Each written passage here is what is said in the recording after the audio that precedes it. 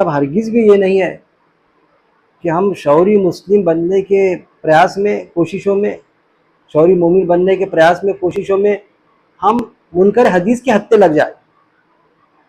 क्यों कि आपको मुस्लिम माशरे में मुनकर हदीस भी मिलेंगे कि जो टोटल हदीस का इनकार करते, टोटल अहादीस का इनकार करते, उनको हदीस से कोई मतलब ही नहीं है। वो बस ये बताते बस कुरान पे हमारा ईमान है ना, हम कुरान के मुताबिक ज़िंदगी बसर कर रहे हैं। गोया के अल्लाह के रसूल सल्लल्लाहु अलैहि वसल्लम और सहाबा अजमईन ने सिर्फ अल्लाह के रसूल सल्लल्लाहु अलैहि वसल्लम ने थ्योरी पेश की है, मतलब प्रैक्टिकल करे नहीं। सहाबा अजमईन ने भी प्रैक्टिकल नहीं किए, यही मतलब हो गया ना। अब देखिए कैसा चक्कर में लाते हो। जैसा एक चीज़ समझिए आप कि मैं भी बारहा आपसे कहता हूँ कि जो हदीस, कुछ हदीस ऐसी है, बुखारी मुस्लिम की भी है और दूसरी दीगर हदीस, कई हदीस ऐसी है जो कुरान की आयत से सीधी टकराती है। तो इसलिए मैं कहता, मैं क्या और भी कलील तादाद है इसकी कि बाकायदा ये कहते हैं हम कि उलमा हजरात भी है, उनकी तादाद कलील है कि हम कुरान से हदीस को समझेंगे, हदीस से कुरान को नहीं समझेंगे, क्योंकि कुरान फुरकान है।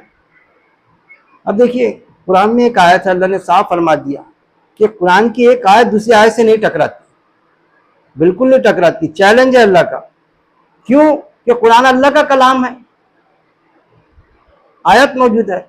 कुरान को, अल्लाह के कलाम को अल्लाह ने हदीस कहा। हदीस यानी बात, किसकी बात? अल्लाह की बात, अल्लाह का कलाम। और हदीस 250-300 साल बाद लिखेगी कुरान के अलावा। टोटल हदीस से इनकार नहीं किया जा सकता। लेकिन जब भी हम कुरान को समझेंगे तो हदीस से नहीं समझेंगे, हदीस को कुरान से समझेंगे हम। अब मुनकर हदीसों का क्या मामला है कि आप उनका बिल्कुल, उनको पहचानने का एक चीज़ है, समझिए आप, वो नमाज को नहीं मानते,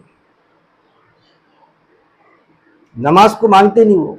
हम अगर पूछें उनको, वो रोज़े को भी नहीं मानते, सयाम को, रोज़े को नहीं मानते। हज के मामले में भी उनका बिल्कुल डावाडोल लग गया। लेकिन जब आप उनसे डिस्कशन करें, कुरान की आयतों में गहराई तक के घुसते, इतनी गहराई से, एकदम गहराई अंदर तक के घुसते। वो जैसा होता ना कोई मुनाफिक, एक जानवर था, एक सिरे से घुसता था, दूसरे सिरे से निकल जाता। वो जानवर के नाम पे मुनाफिक उनको दिया गया रुतबा कि मुनाफिक इस्लाम में अल्लाह के दिन में एक सिरे से घुसता, एक एंगल से, और दूसरे एंगल से बाहर निकल जाता।